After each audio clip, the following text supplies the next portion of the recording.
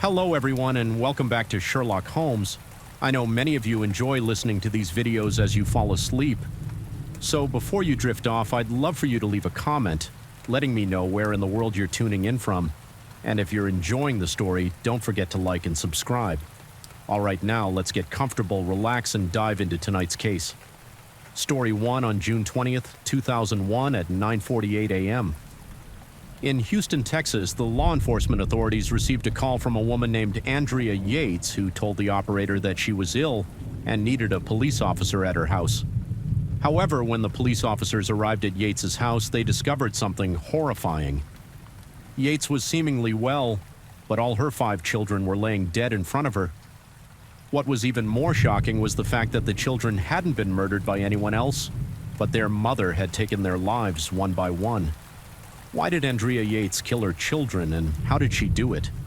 This is the case of Andrea Yates, who destroyed her perfectly happy family and shocked the entire nation with the reason why she did it.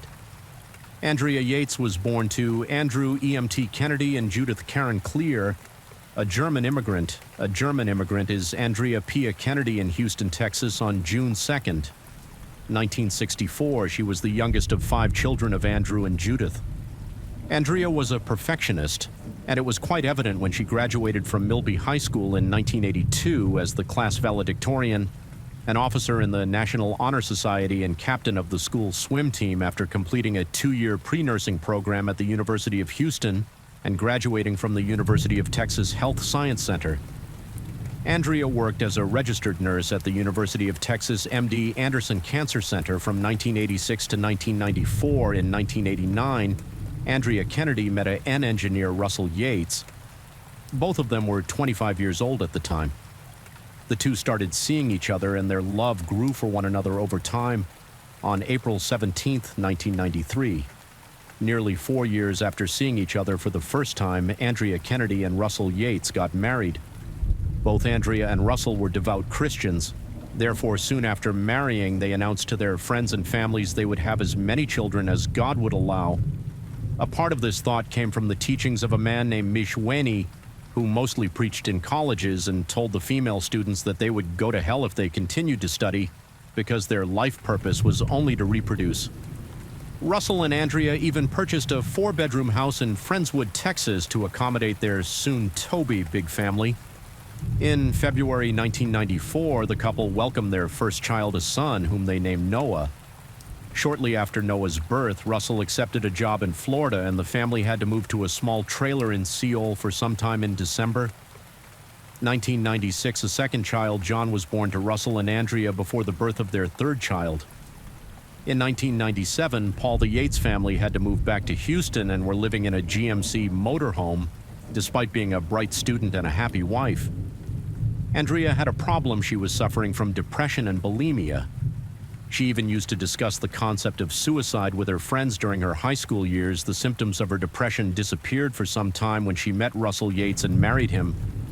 But as time passed and Yates gave birth to the couple's 4th child, Luke's symptoms of her resurfaced. The first major episode happened on June 16, 1999, when Russell found Andrea shaking and chewing her fingers.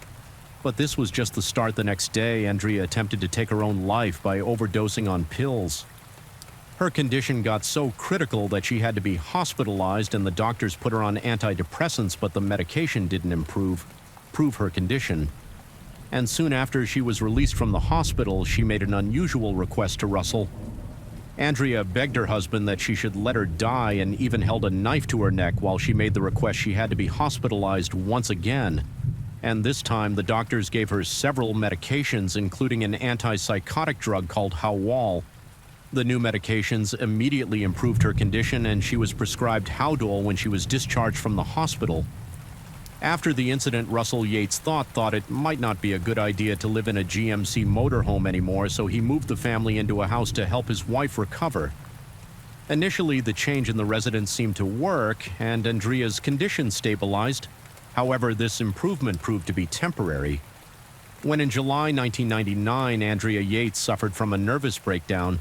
As a result, she attempted to commit suicide twice and had to undergo 2 psychiatric hospitalizations that summer after examining her.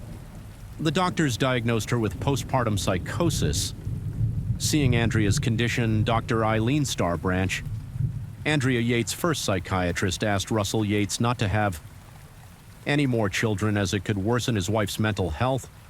But just 7 weeks after Andrea was discharged from the hospital, the couple conceived their fifth child, Mary.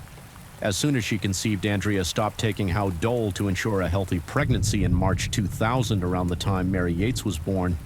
And for a year after, Andrea Yates' condition seemed to have improved greatly until her father died on March 12th. 2001, she couldn't control her psychotic tendencies afterwards, which resulted in her mutilating herself and stopping to feed Mary. Her condition was so bad that the family decided to immediately hospitalize her on April 1st, 2018, 2001, and she was released after treatment. Seeing his wife's unstable condition, Russell asked his mother to come live with them for a while to help with the kids a month after being admitted to the hospital.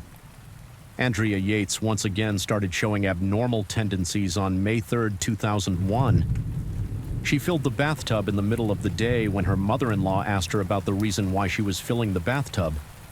Andrea told her that she might have use for it. This vague answer was frightening and made the Yates family so concerned that Russell and his mother arranged for her to be hospitalized within the next 24 hours. When the incident was shared with her psychiatrist, her thought was an attempt to commit suicide by drowning herself. Andrea was released from the hospital after a few days but was just as disoriented as before, so her husband took her back to DEU hospital and told the doctors that Andrea was no longer responding to the medications. 45 days after she showed serious catatonic tendencies and 2 days after her last appointment with her doctor, Andrea Yates did something far worse than committing suicide after her husband left for work. Andrea Yates filled the bathtub with water, took her children to the bathtub one by one, and drowned them in an apparent attempt to save them from evil. Her son Noah even tried to resist, but she put his head back in the water until he was no longer breathing. As for the youngest of her children, Mary Andrea placed her in Luke's arms, thinking that this would also reunite the two in the next world, where the elder brother will be looking after his baby sister once all the kids had been drowned. Andrea Yates put their bodies under the blanket on the bed one by one as if they were resting on June 20th, 2001 at 9:48 a.m. Andrea made a 911 call and asked the operator to send an officer to her house. The operator, not sure about what had happened, tried to confirm the reason for Andrea's request by asking her if she was having a disturbance, feeling ill, or if there was another reason for calling 911. Andrea Yates told the operator that she was ill. The operator, following the normal protocol, asked Yates if she needed an ambulance to take her to the hospital. Yates replied by saying that she needed a police officer at her house. The operator once again tried to determine the exact problem Andrea Yates was having, but she told the operator that she just needed the police to come to her house. Andrea's tone and her responses made the operator think it might be a cause of domestic abuse, so she tried to confirm if Andrea's husband was at home, to which Yates said no. Officer Frank Stumpo of the Houston Police Department was assigned to Andrea Yates' call, and he started driving towards her house 8 ES minutes after calling 911 and asking for a police officer. Andrea Yates called her husband Russell Yates at 9:56 a.m. and asked him to come home. The sudden call from Andrea, who had a long history of depression, made Russell worried, so he immediately went home when Officer Frank reached Andrea Yates' house. His colleague, Officer David, was already there and told him it was a homicide case upon entering the house. Officer Frank found Andrea Yates sitting on the couch in the living room. While entering the bedroom, he expected to see the dead body of a man, but was shocked to see 4 kids lying dead under a blanket. He was still trying to comprehend exactly what happened when he entered the bathroom and was shocked to find a 5th child floating in the bathtub. Andrea Yates had drowned all 5 of her children in the bathtub. Russell Yates arrived at his home being sealed by the police. Although the officers present at the scene told him what had happened, he didn't allow them to go inside and look at the bodies. Andrea Yates was immediately taken into custody, and the investigators started finding reasons why a mother would kill 5 of her children, including a 6-month-old baby, as her interviews began with the police. Andrea Yates never denied that she killed her children. She even told the investigating officers that the reason why she filled the bathtub with water was because she wanted to drown her children. When the medical experts visited Andrea in the facility where she was being detained and interacted with her, they discovered that before the incident, Andrea had heard the TV talking to her. One of Andrea's religious beliefs was that the number 666 had been branded into her scalp, and since the number was Antichrist, it made Andrea think that she was a bad mother on the medical front. One of the experts was able to identify Andrea Yates' condition as kekkodemonomania, a belief that one is possessed by a demon. It was a rare condition that happened in people with religious delusions. Andrea loved her children, but the supposed message she was getting from the TV and her religion was that she was Satan, a bad person. Yates' psychotic tendencies soon tied with her religious beliefs, and there was no coming back after that. Some of Andrea's beliefs were also influenced by Michael Wen's writings. The preacher the Yates once followed as her condition worsened. Andrea started believing that one of her sons would become a serial killer and that the other one was going to be a homosexual prostitute.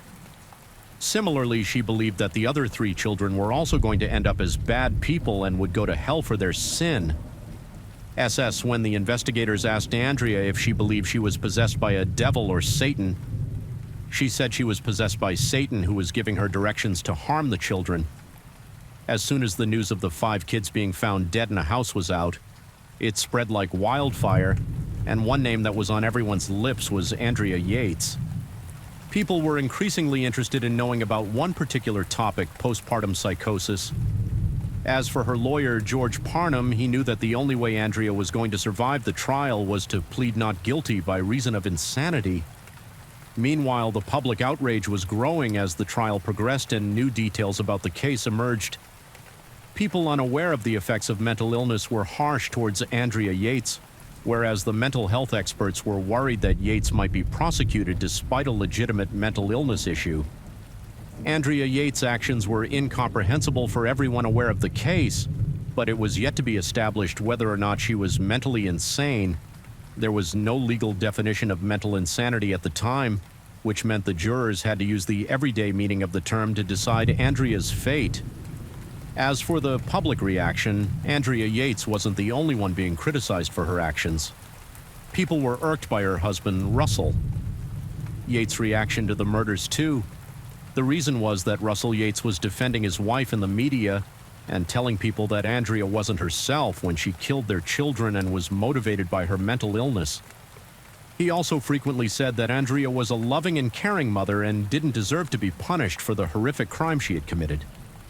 The public turned furious against Russell Yates, especially after the funeral of the kids, which happened 1 week after the murders.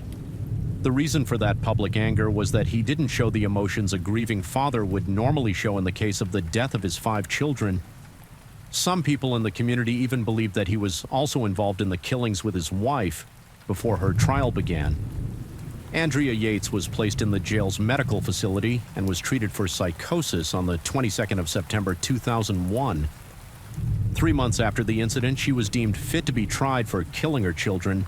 As for Andrea Yates' trial, the state of Texas was going to try the case to the full extent of the law, and it was very clear from the opening statement that the prosecutors, who sought nothing less than the death penalty for murdering her 5 children, the prosecution also wanted to prove that Russell Yates was complicit in the incident because he had made his family live in a bus and put his children through homeschooling, which made Andrea's condition worse. In February 2002, Andrea Yates' trial began when it came to Andrea Yates and her defense. She pleaded not guilty. The reason her defense gave for pleading not guilty was insanity. While only a small number of people were excused from committing a crime because of their severe mental illness, the defense thought it had a case to make by proving that Andrea Yates was also one of those people who at times didn't have any control over their thoughts or actions. Different prominent psychiatrists were brought in both by the prosecution and the defense to testify their arguments. Favor and make their case strong, Dr. Park Dietz testified from prosecution, and Dr. Philly Resnick was brought in by the defense. The experts agreed on several points, including the fact that Andrea Yates drowned her children under the influence of a number of different mental diseases. Dr. Dietz and Dr. Resnick also agreed that Andrea believed that what she was doing while killing her children was in their best interest. The experts also thought that Andrea was well aware that drowning her children was against the law. The only difference between the testimonies of Dr. Resnick and Dr. Dietz was that despite knowing she was doing a criminal act, she decided to proceed with it because she thought it was the right thing to do, especially for her children. Dr. Dietz also talked about where Andrea got inspiration for her actions. According to Dr. Dietz, in the week of the incident, Andrea watched an episode of the Law and Order show in which a woman frees herself from her responsibilities by drowning her children. Not only this, the woman gets away with the murder. Dietz told the court that Andrea might also have thought that she would get away with killing her children. The prosecution argued that there was a method to Andrea's act, and it wasn't all madness. The crux of Dr. Dietz's testimony was that what Andrea did was not just against the law, it was against society and against God. As well, during the trial, Andrea Yates's doctor, Dr. S, was also repeatedly mentioned by Russell Yates and his family. According to the Yates family, Dr. S played a part in the tragedy by improperly prescribing her a combination of antidepressants. A few days before the tragic incident happened, the trial went on for 3 weeks, and at the end of it, the jury deliberated for nearly 4 hours before coming out with their verdict on March 15, 2002. Andrea Yates was found guilty of murdering her 5 children, despite Dr. Resnick's testimony that Andrea Yates was psychotic. Texas law required that defendant have to prove that they could differentiate between right and wrong in order to be executed under the insanity defense when it came to the punishment. The jury rejected the prosecution's request for the death penalty and sentenced Andrea Yates to life in prison with the possibility of parole in 40 years. Andrea was sent to Mount View Unit in Gatesville, Texas, which was a psychiatric prison for criminally insane convicts 2 years after her conviction in August 2004. Andrea Yates' husband, Russell Yates, officially filed for divorce, saying that he and his wife hadn't lived together as a happy couple since Andrea murdered their 5 children. The family court granted his request for divorce in March 2005, and Russell Yates married another woman named Laura Arnold in 2006. Soon after the verdict in Andrea Yates' case was announced and the public became aware of it, the word quickly started spreading that the Law and Order episode that Dr. Dietz mentioned in his testimony did not even exist. Andrea's lawyers quickly started searching for the episode Dr. Dietz had referred to but couldn't find any. This meant the defense had gotten a lifeline and could now ask for a retrial based on the discovery. Susan O'Malley, a journalist and an author, had been covering Andrea Yates' trial for NBC News, the New York Times Magazine, and the Oprah Magazine. She had previously written for Law & Order, the show Dr. Dietz had mentioned in his testimony, and also reported that no such episode of the show existed. George Parr had a meeting with Law & Order's creator Dick Wolf, who told him that no episode of such sort had been aired on the show, and neither had it ever been planned. Parham filed for a mistrial, but to his surprise, the motion was denied, so the defense started preparing for the appeal and reversal of the verdict, and at the center of this motion was Dr. Park Dietz's questionable testimony. When Dr. Dietz was confronted by George Parham about his mention of the Law & Order show, he told him that it was an honest mistake he had made while testifying. George Parham highlighted 19 points in his request for a retrial, and based on Dr. Dietz's arid testimony, Andrea Yates was given another chance to have her case heard in the new trial. The defense didn't request a reduction in Andrea's sentence, but rather filed for an outright dismissal of all the charges against her, and argued it would be double jeopardy if Andrea Yates were to go through a second trial 3.5 years after the original conviction in January 2005. The Texas Court of Appeals issued an opinion that double jeopardy did not apply to Andrea Yates's case. The Texas Court of Appeals also announced that despite this, a new trial would be granted to Andrea Yates because Dr. Dietz had admitted to giving false testimony during the initial trial on January 9, 2006.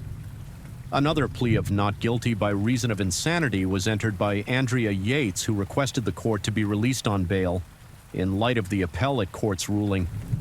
Andrea Yates's conviction was overturned and she was released on bail on February 1, 2006 in light of the bail conditions.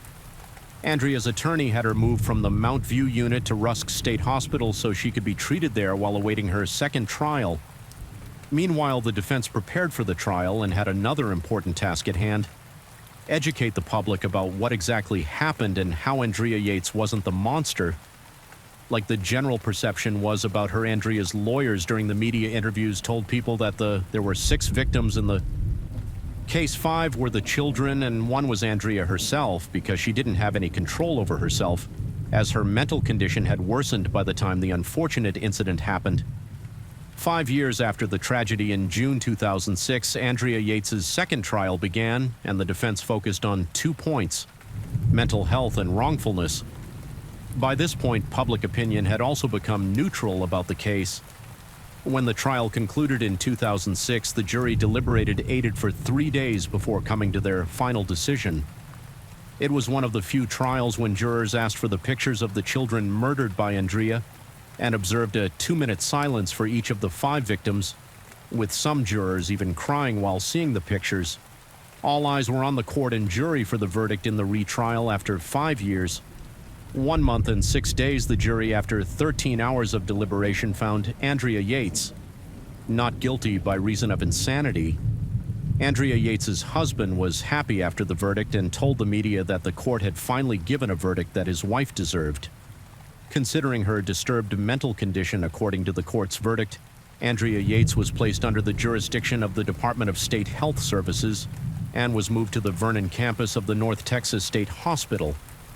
She was moved to the Kernville State Hospital, a low-security mental facility where she currently resides. As for her release, there's no specific schedule for that, and she might have to spend the rest of her life in a hospital story. Touche Cooper was a dedicated mother to her son Jackson, whom she shared custody with her ex-husband Jim Cooper. She separated from Jim in 2013, marking a new chapter in her life. After her divorce, Shawnee was ready to start dating again. However, she noticed that the world of dating had changed significantly since she last ventured into it. Online, dating had become the popular way to meet people. Determined to embrace this new way of finding love, Shay created a Match.com account. As Shawnee navigated through various profiles on the site, she connected with several men. However, none of them stood out quite like David Tronis. David, like Shawnee, had recently ended a years-long marriage and was ready for something new and fun. Their connection grew stronger as they exchanged phone calls, text messages, and emails. After months of getting to know each other, David made the bold move to Orlando, Florida to be closer to Shati. Their bond had blossomed into something deeper, and they could not resist being physically together. Shaw's love for her son never wavered, and she ensured that her dating life with David was consistent with her parental responsibilities. She prioritized her son's well-being and ensured that everyone involved understood the importance of maintaining a healthy family dynamic. In 2015, Shawnee and David moved to Delaney Park, an upscale suburb near downtown Orlando. Delaney Park is a beautiful and family-friendly neighborhood known for its affluent community. Delaney Park offers its residents a top-notch lifestyle. The neighborhood boasts an excellent school system, providing quality education to its students with its well-maintained landscaping and proximity to various amenities. Delaney Park is desirable for families seeking a comfortable and safe environment. David purchased a home in Delaney Park for $600,000 in cash and placed it in a trust for him and his mother. The home David purchased for him and Shawnee was 4,000 square feet with a pool, a garage, and an apartment above it. This spacious property provided them with comfortable living in space and ample amenities. Shati and David were excited to move into their new house and embrace a new chapter in their lives. However, upon closer inspection, they realized that certain aspects of the home didn't quite align with their vision of the future, despite their love for their new home. The upstairs bedrooms were cramped and lacked functionality. Faced with this challenge, David and Shawnee embarked on a renovation project that would completely transform their house into a dream home, driven by her passion for design and home improvement. Shawnee agreed to foot the bill for the project to execute their vision. David and Shawnee hired a team of skilled contractors who effectively dismantled their entire house. This step was necessary in order to reconstruct the upstairs bedrooms and create a layout suitable for their plans as the work on the house progressed. The bedrooms were temporarily out of order. Shawnee decided to reside in the apartment above the garage, which allowed her to continue her daily routine without disruption and provided her with a dedicated workspace. Meanwhile, David found himself in a makeshift dwelling in the garage, spending quality time with their dogs. David's obsession with restoring his home grew exponentially. It became more than just a project. It became an integral part of his life. Every waking moment was spent overseeing the work, making necessary adjustments and ensuring every detail was meticulously planned and executed. His entire world revolved around the restoration process, and the home started to take on a life of its own. In 2018, 3 years after the commencement of the renovation project, little to no progress was made. The entire inside of the home had been gutted, leaving nothing but a shell of a building desperate to find a solution. David turned to a local home renovator who had a hit reality television series on A&E, Zombie House Flippers. Zombie House Flippers is a television series that follows a group of real estate investors who purchase and renovate dilapidated homes.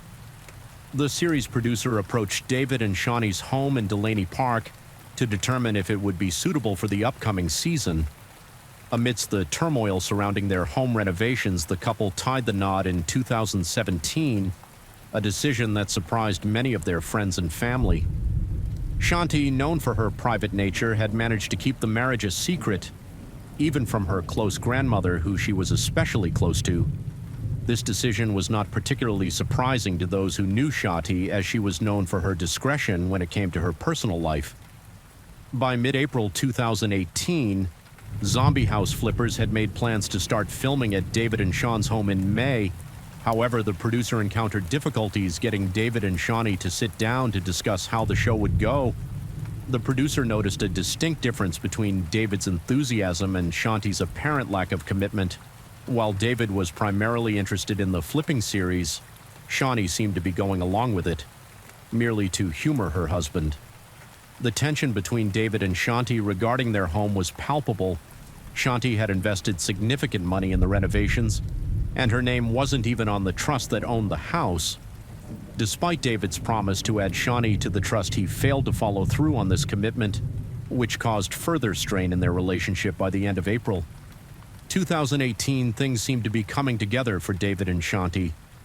However, at 3:51 p.m. on April the 24th, 2018, David called 911 in hysterics, explaining that he found his wife Shanti in the bathtub and she was not breathing during the phone call with the 911 dispatcher.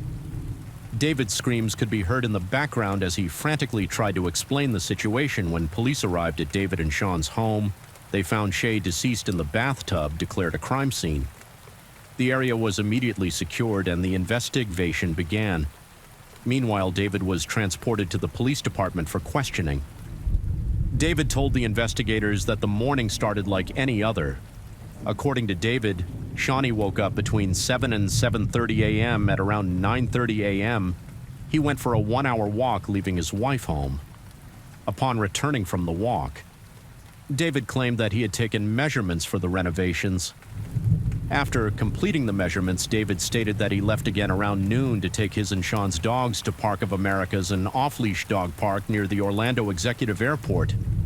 David claimed he often went there to let the dogs play and enjoy the open space.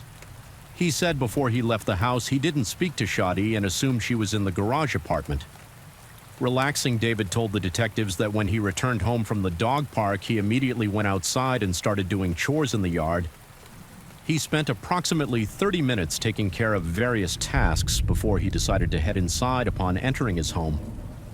He heard the sound of water coming from inside the bathroom, which caught his attention, and he decided to investigate further as he approached the bathroom. David claimed that the door was slightly ajar. He pushed it open and discovered a shocking sight. Shanti, his wife, lay unconscious in the bathtub, her body submerged halfway in the water. David claimed panic overcame him and he immediately called 911 to report the incident. During the interview, David described how Shawnee had been excited about their future and the vision they had for their home. They had been looking forward to a bright future together. Although David appeared upset and his story about finding his wife in the tub seemed plausible, the detective interviewing him harbored suspicions. The discrepancies in David's account raised red flags when the police officers arrived at the Delaney Park home after David called 911. They observed that there was no wet substances in the bathroom, which would be expected if David had genuinely attempted to rescue his wife from a half-filled bathtub. This detail called into question the validity of David's story. Furthermore, the severity of Shanti's injuries did not align with David's account of her falling into the tub. When Sean's body was moved at the crime scene, it was evident that she was covered in blood and bruises which could not have been caused by a simple fall. An autopsy later revealed that Sean's cause of death was blunt force trauma and strangulation, and her manner of death was ruled a homicide. These inconsistencies prompted the detective to confront David. Regarding the discrepancies in his story, the detective asked David about blood that investigators found on Sean's bed, and David said that was from her menstrual cycle. However, the amount of blood found did not make sense. Raising further suspicions, the detectives threw out different theories as to what could have happened to motivate David to kill Shawnee and get a reaction from David. The detective asked David if the state of the couple's home renovation had anything to do with Sean's death. But David said no. Then the detective asked David if Sean was angry with him since she was not on the trust for the home. And again, David said Shawnee never had an issue with that. The detective suspected that Shawnee's death may have been motivated by her life insurance policy. Her policy had a payout of $250,000 to her husband David, which raised suspicions during the interview. The detectives asked David if her death was an accident that occurred during rough intercourse. However, he denied having any involvement in harming Shanti. Despite DVAD's denial, the detectives felt that there was sufficient evidence to suggest David's involvement in Sean's murder. They believed that he had faked crying on the 911 call, and during the interview, the detective suspected that David had staged an emotional response to throw off suspicion, but before David left the police department, he agreed to take a polygraph test. However, it was late at night, and the detectives were unable to locate a polygrapher to administer the test immediately. As a result, David was released and allowed to return home before leaving. David provided his DNA nail clippings and fingerprints to the detectives for examination and comparison to any evidence found at the crime scene. The detectives hoped that these samples would help them gather more evidence and establish a link between David and Shanti's murder. Investigators, who examined the crime scene at David and Sean's home, noted that Shawnee had one earring on and one off on her nightstand. Additionally, Shawnee's watch was off on the nightstand at the time of her murder. These findings were significant to the detectives as they suggested that Shawnee may have been in the process of getting ready for bed when the murder took place. Furthermore, Shanti's cell phone was found on her nightstand. However, the investigators noted that there was no activity on it after 11:30 p.m. on April the 23rd, 2018. The medical examiner report revealed that Shawnee did not have any defensive wounds, which led the detectives to believe that she was unaware of the impending attack. The detective theorized that Shawnee was sitting on the end of her bed removing her jewelry when David attacked her from behind. They felt this assault resulted in Sean's death, and David moved her body into the bathtub. Another significant finding was that nothing appeared missing from the home, so the detectives ruled out robbery as a motive. However, one item that seemed to be missing was Shanti's $15,000 engagement ring. As the detectives conducted their investigation, they soon discovered that David's portrayal of his and Shaw's happy marriage did not align with the perception of others who knew Shanti. According to these individuals, David had a habit of hiding her son Jackson's toys and returning them when Jackson inquired about them.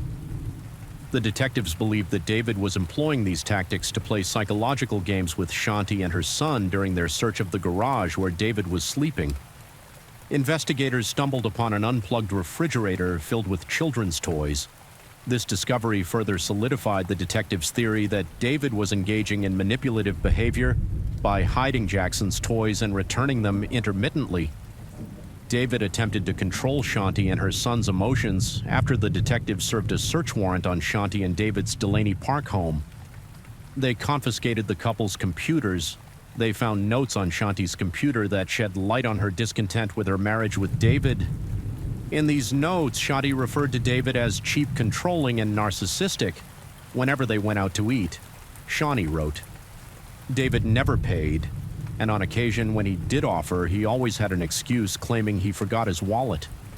Shanti expressed feeling sad and lonely, afraid, and no longer wanting to be part of the life that they built together. She stated that her mental unhappiness was a result of her poor interactions with her husband, David. Further, these notes highlighted the fact that Shawnee was under a significant amount of stress living in a home under construction as the detectives continued to investigate the murder of Shawnee. they discovered important that linked David to her death. It was revealed that Shawnee had been hospitalized for 3 days. In the months before her body was found, the detectives were also informed that Shanti had expressed concerns about her eating habits and mentioned to her nanny that she could no longer consume spicy foods or drink alcohol. Additionally, Shawnee had started losing weight rapidly, which raised suspicion amongst the detectives. The detectives were puzzled by the absence of any toxic substance found in Sean's body during the toxicology tests conducted during her autopsy. Despite the lack of evidence, they began to suspect that David may have been poisoning Shanti. However, they were unsure what substance could have been responsible, as the test did not reveal anything further. Investigation revealed that David had previously been married before he married Shanti. The detectives were curious about the details of his previous marriage and decided to explore it further. They discovered that David's first wife, Carol, faced similar health issues as Shanti. David had met Carol on a blind day in 1997, and the couple hit it off immediately. 2 years later, they got married. The detectives began to wonder if there was anything similar between Carol's health issues and Sean's sudden decline in health. Shortly after the couple wed, Carol began to experience a series of health issues that left her feeling constantly nauseous, fainting at times, and experiencing severe reactions when consuming spicy food and drinks, particularly alcohol. Her former close friends expressed suspicion to detectives that David may have started poisoning her after their marriage. Wanting to delve deeper into David's background, the detectives flew to Minnesota in November 2018 from Florida to interview Carol in person. During the recorded conversation with Carol, she recounted her ongoing struggles with chronic pain and immune system issues that she said were not definitively diagnosed. Carol emphasized the importance of understanding her background in order to grasp the significance of her health issues. She stated that he was responsible for cooking their meals during her marriage to David. The detectives questioned Carol about the possibility of David's involvement in her health issues. They considered it to be too much of a coincidence that both David's wives had exhibited similar health issues.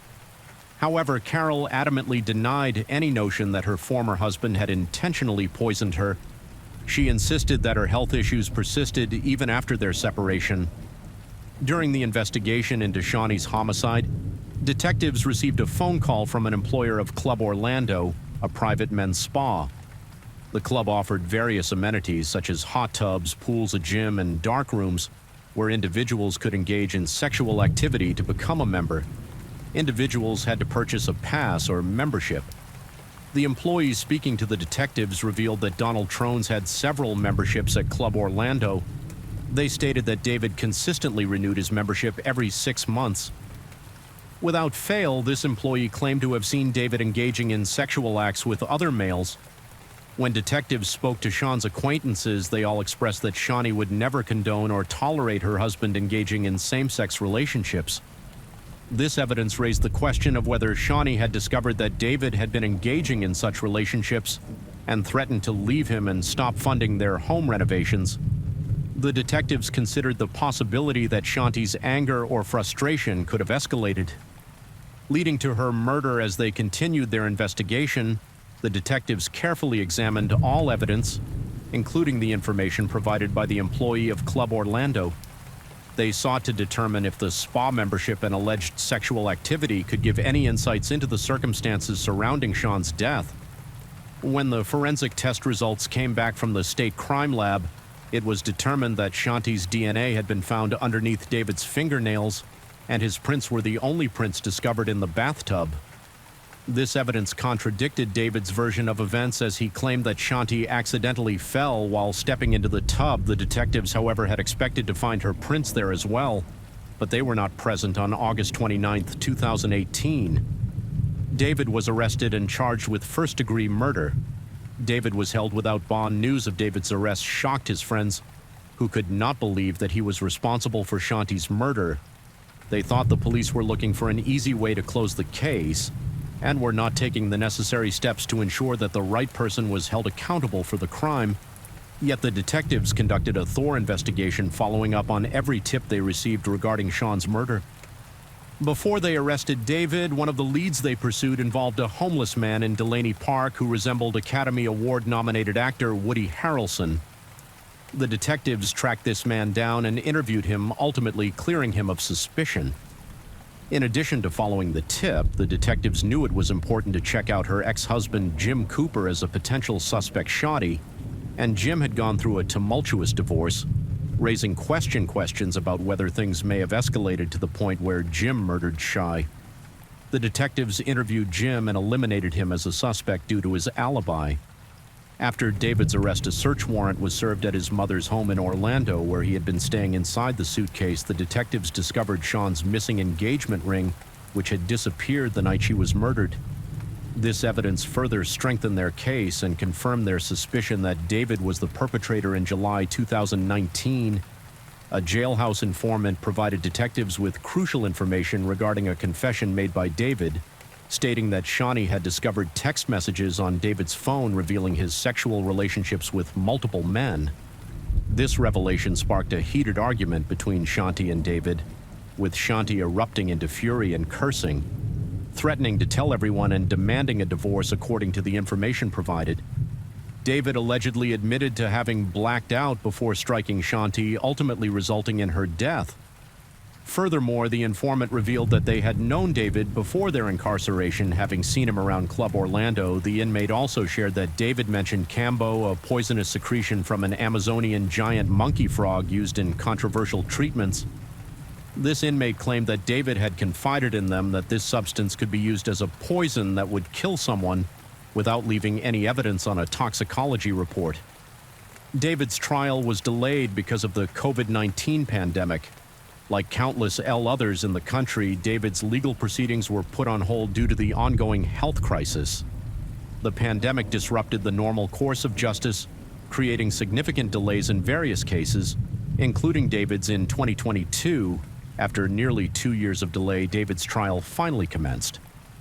However, the outcome was unexpected. David was found incompetent to stand trial after the defense and the prosecution's medical experts examined him. The experts conducted a thorough evaluation to determine David's mental competency to stand trial. Based on the review, they came to the conclusion that he had an ongoing manifestation of schizophrenia after a 6-day trial in October 2023. David was found guilty by a jury and was sentenced to life in prison. Story 3: in the desolate countryside of Iowa, a chilling tale of murder unfolded. A once promising farmer, Todd Mulls, found himself at the center of a chilling crime. The Red Barn, once a place of tranquility, now held the darkest secrets. As the story developed, the detectives discovered a web of secrets, lies, and a twisted mind. Todd, a meticulous planner, carefully plotted his wife's demise, using the unassuming corn rake as his silent accomplice. 38-year-old Amy Meniels was a vibrant woman and a former nurse who cherished her role as a mother to her 3 children. She was married to Todd Meals, the owner of a successful hog farm in the area, known among residents of Delaware County, Iowa, as a hard worker. Todd was known for his dedication and commitment to his family and farm as a hog farmer. Amy demonstrated a deep passion for agriculture. Farming was her true calling. Amy took great pride in her farming skills and was committed to the well-being of her animals. She derived immense joy from seeing her farm thrive. Amy also had a fondness for fishing and camping. Spending time outdoors was one of her greatest passions, and Amy cherished every moment she spent in nature. Her love for the outdoors extended to her garden, where Amy spent hours tending to her plants. She loved nothing more than creating a thriving ecosystem in her backyard, coming from the Midwest College. Sports held a special place in Amy's heart. She was a dedicated fan of the University of Iowa Hawkeyes, cheering on her favorite teams with passion and enthusiasm. Her love for athletics extended beyond football and basketball. She closely followed all the sports played at the college. Despite her tomboyish demeanor, Amy had a unique creative side. One of her many passions was designing and making t-shirts. Whether she designed t-shirts for herself, her friends, and her family, or created custom designs for clients, Amy's creativity shone through in each unique t-shirt she crafted. November 10th, 2018 was a chilly day on the Mess Hog Farm, and it should have been just like any other day. However, this day took a tragic turn when Todd Mells called 911 as he raced his truck to the hospital with his injured wife Amy in the back of the evidence to hold Todd. The detectives ended the interview with him still a free man. When the detectives questioned Amy and Todd Mall's neighbors, they learned that Todd could sometimes be inhumane to the animals on his farm. These incidents would occur in front of the raising concerns about Todd's behavior. One of the neighbors described Todd as scary, which added to the detectives' suspicions. Further investigation revealed that many people who had been close to Todd in the past had cut him out of their lives. The detectives discovered that 5 years after Amy's first affair, the couple sought counseling in an attempt to fix their marriage. Amy quit her job at the hospital where she was a nurse. According to Todd, he claimed she did this to spend more time with him and their children. However, Amy's friends have a different story to tell. They claim that the couple made a deal, under the terms of which Amy agreed to stop working outside of the home. Todd told her that she needed to remain on the farm with him where he could keep a watch on her. Todd's reason for monitoring Amy's every move stems from his mistrust of her. He believed that Amy betrayed their trust in their marriage, compelling him to surveil her constantly, according to those who knew Amy and Todd. Todd never truly trusted Amy again. This lack of trust created a suffocating environment for Amy, who began feeling trapped within the confines of her own home. Amy confided in her friends that Todd had an approved friend list for her, and he timed her exits and returns to ensure she didn't have any stops in between. Amy expressed to her confidence that she felt like a captive in her marriage, unable to break free from her husband's control. Although Todd claimed to have an alibi, the detectives were skeptical of his story. Todd and his son Tristan maintained that Todd had been 100 yards away from Amy at the time of the murder. However, the detectives were concerned about the strong bond between Todd and his son, fearing that Todd could potentially coach his children in a way that benefited his case. Compounding their concerns, the detectives discovered security cameras around the farm. However, none of the cameras were functioning during the time of Amy's murder. This info raised suspicions as the recordings resumed functioning shortly after the incident. Todd continued to maintain that Amy's death in the barn was a freak accident. He claimed that she had an operation several days earlier which left her unsteady on her feet, and that she could have tripped or gotten dizzy, leading her to fall on the corn rake. Despite Todd's claims of innocence, the detectives continued to investigate and gather evidence, focusing on any potential links between Todd and Amy's death. The detectives eventually discovered crucial evidence on electronic devices seized from Amy and Todd's home. They found a series of disturbing searches through their access to Todd's iPad. Todd's iPad revealed Google searches for topics such as what did the Aztecs do with cheating spouses, placement of the organs in the body, 16 facts about cheating women, once a cheater, always a cheater did, ancient cultures kill adulterers, thrill of the kill, killing unfaithful women and punishment, his 18 months for killing a cheating wife. These searches raised suspicions and cast doubt on Todd's claim that Amy's death was purely accidental. The content of the searches, particularly those related to cheating spouses and murder, suggested a sinister motive behind Amy's death. Further, the detectives found the timing of these search engine results suspicious, as they started when Amy started her affair with Jerry. With those incriminating Google searches, the detectives made their way to Todd Mollis' farm upon entering the barn. They located Todd inside. The detective asked him to step outside where they could talk. Once Todd complied, the detective informed him that they had an arrest warrant for him on charges of first-degree murder in relation to Amy's death. Todd was arrested in custody, where he pled not guilty and was subsequently held behind bars until his trial in 2019 during his time in prison. Todd gained a surprising amount of support and followers. A large portion of his supporters were women who formed a Facebook group dedicated to sharing their thoughts and promoting his innocence. The group became a platform where members discussed Todd's situation, voicing their belief in his innocence and advocating for his release as Todd's trial unfolded. The courtroom was packed with his and Amy's loved ones. The gallery was divided with Todd's family and friends sitting on one side of the courtroom and Amy's loved ones on the other. There was a palpable tension in the air that could be cut with a knife as the emotions ran high on both sides. In his opening statements, Todd's defense attorneys put forth the argument that he was a dedicated husband and father, while claiming that Amy had been engaging in a sexual affair with Jerry Frazier behind Todd's back. The defense team came prepared with a surprise, abruptly changing their position and stating that Amy did not die accidentally but was murdered with a corn rake in the barn. However, they maintained that it was not Todd who killed her. The defense argued that Todd's initial statement that Amy died by accidentally falling on the corn rake was an honest mistake. They contended that Todd had misunderstood the situation, believing it to be an accident. On the other hand, the prosecution had to prove beyond reasonable doubt that Amy's affair with Jerry Frazier, her intention to divorce Todd, take the kids, and half the farm was the motive behind Todd murdering her friends. Amy testified on behalf of the prosecution, alleging that Amy had been constantly upset and crying about her marriage with Todd. These friends revealed that Amy had confided in him that Todd had told her that the farm had been in his family since he was 11 years old, and that he would not give even an acre up to her if she was to divorce him.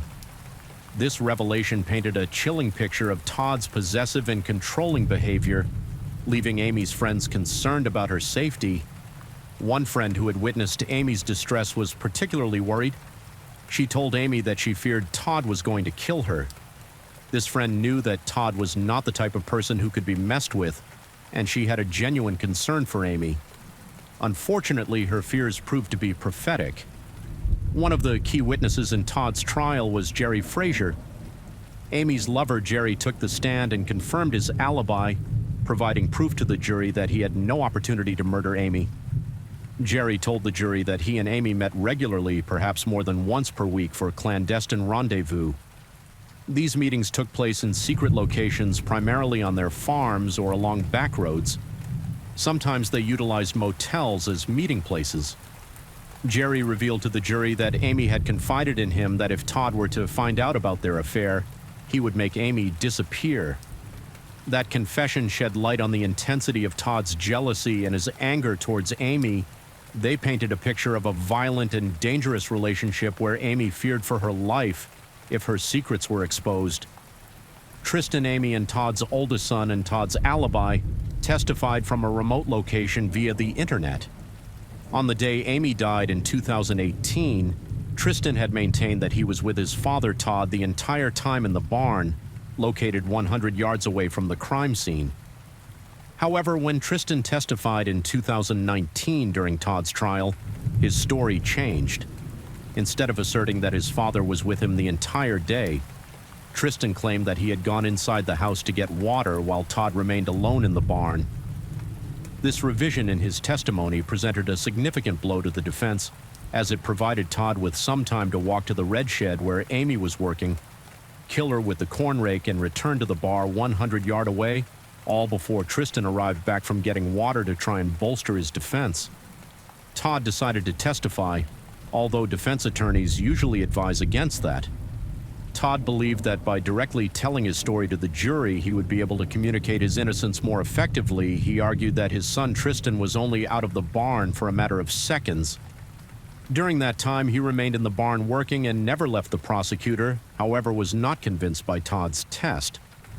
During cross-examination, the prosecutor brought up the suspicious Google searches that investigators had recovered from Todd's iPad.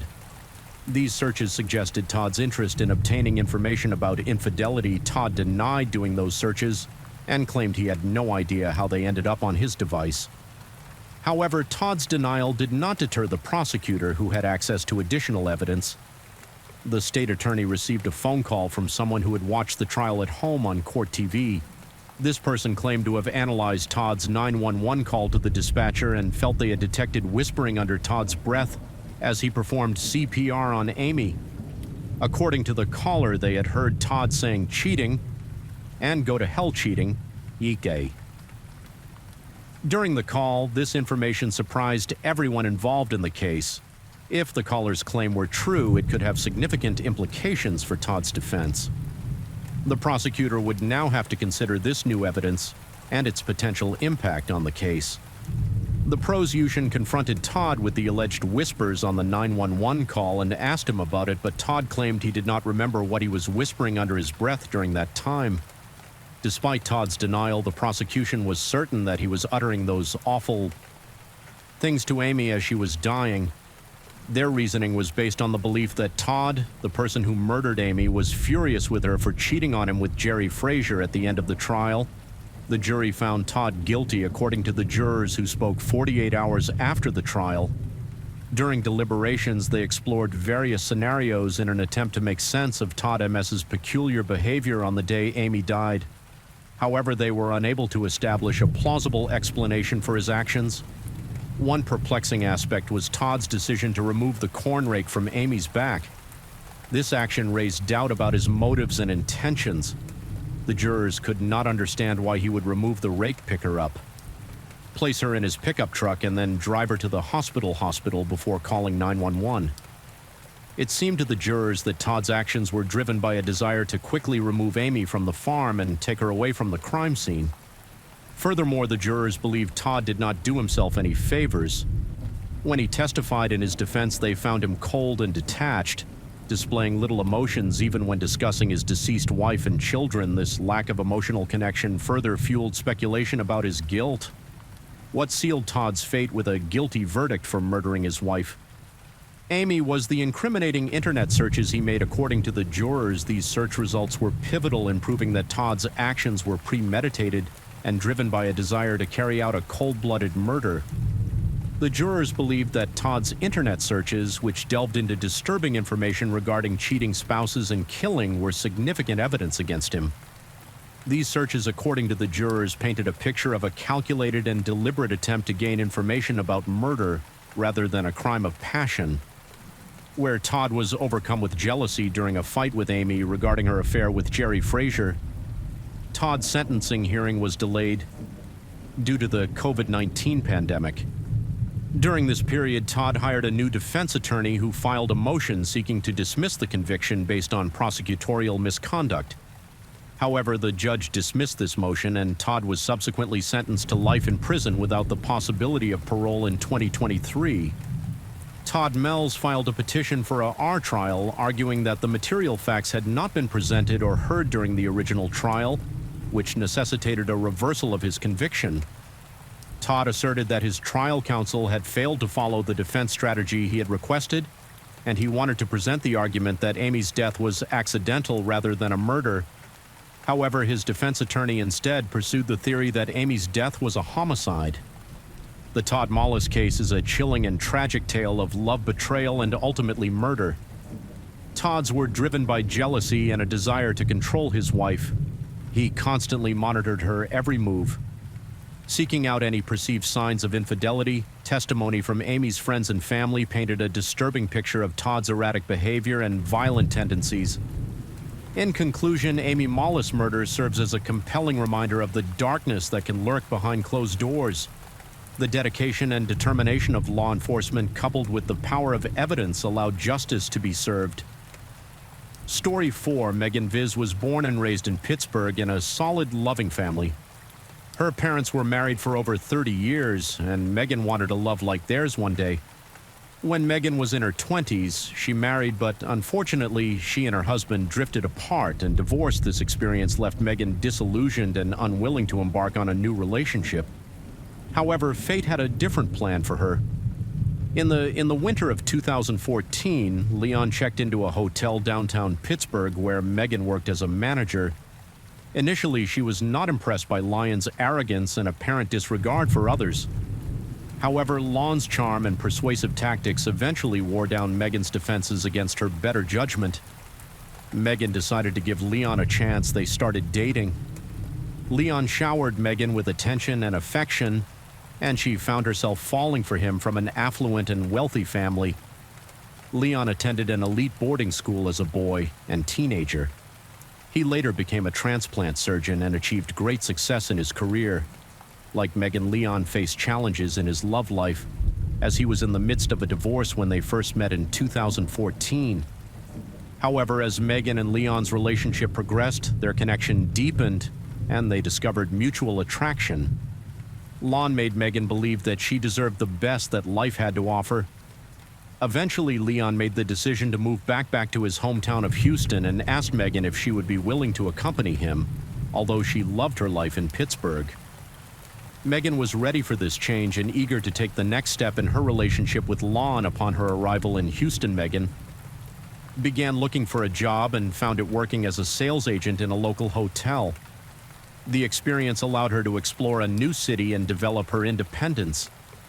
Megan rented an apartment in Houston after she and Leon relocated there. Leon moved in with her, and shortly after they opened a joint bank account. This step was significant for Megan. It made her feel their relationship was moving quickly as a self-reliant woman. She initially struggled with sharing finances with someone. However, a part of her saw this as a sign of Leon's care and potential future for the two of them as a couple. When Megan met Leon's family, they instantly hit it off. Megan found herself envisioning Lon as her future husband, despite living far away from her family and friends in Pittsburgh. Megan thrived in Houston. She made new friends and adopted a dog, which brought joy to her life online. Megan and Leon projected an image of the perfect relationship. They shared photos of their adventures, romantic dinners, and moments of happiness. However, what was seemingly perfect on the outside began to reveal cracks on the inside. Lon found himself unable to practice medicine in Texas as he did not have the license to do so. This setback significantly hindered his career aspirations as a transplant surgeon. Leon felt undervalued and discouraged by the perceived demotion from being a surgeon to a mere surgeon's assistant. He refused to accept the role, finding it beneath his acquired skills and knowledge. As time went on, the strain caused by Lon's inability to practice medicine began to take a toll on their relationship. Megan, who had sacrificed her independence for their relationship, found herself feeling disillusioned and misunderstood. The cracks in their relationship grew deeper, and it became clear that their paths were diverging while Megan still clung to hope for their shared future. Leon's unwavering dissatisfaction with his current situation made it increasingly difficult to reconcile their differences. Instead of actively looking for a job, Lon chose to rely on Megan's income to support their household. This burden placed immense pressure on Megan with the added responsibility of breadwinner. Megan's frustration began to mount. She felt a growing resentment towards Lon as she realized she was shouldering most of the financial burden. The constant pressure of being the responsible one in their relationship took a toll on her mental and emotional well-being. In a moment of frustration and anger, Megan expressed her frustrations with Leon in front of his family. This impulsive decision turned out to be a misstep, as it only heightened tensions within the couple's relationship. Upon returning to their apartment, Leon's anger escalated, resulting in an outburst of violence that left Megan in a state of shock. Leon's violent behavior reached its peak when he tore through Megan's closet and hurled all of her clothing items off the balcony. This act of destruction left Megan feeling violated and helpless. She was unable to comprehend the situation.